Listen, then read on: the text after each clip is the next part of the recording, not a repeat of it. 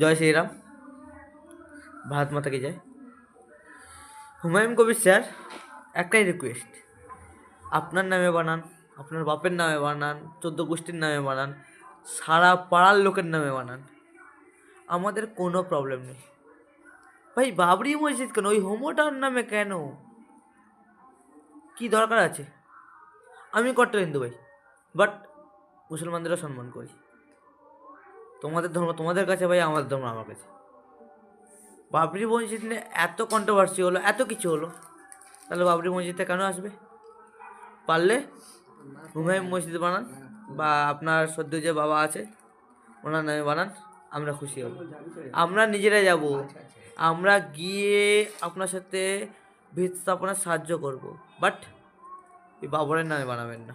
Because ওরা আমাদের উপর রাজত্ব করে গেছে, ওরা আমাদের কিছু দিয়ে যায়নি। কি আপনি ওই রাম মন্দির বানিয়েছে বলে বাবরি মসজিদ বানাবেন? এর থেকে বড় কন্ট্রোভার্সি আর ধর্ম নিয়ে হয় না, আর এটা দাঙ্গা লাগা সব থেকে বড় চান্স। সো আমি একটা হিন্দু ঘরের ছেলে হয়ে বলছি, আপনি আপনার বাবার নামে মসজিদটা বানান, এতে আপনার বাবা 1000 বছর বেঁচে থাকবে।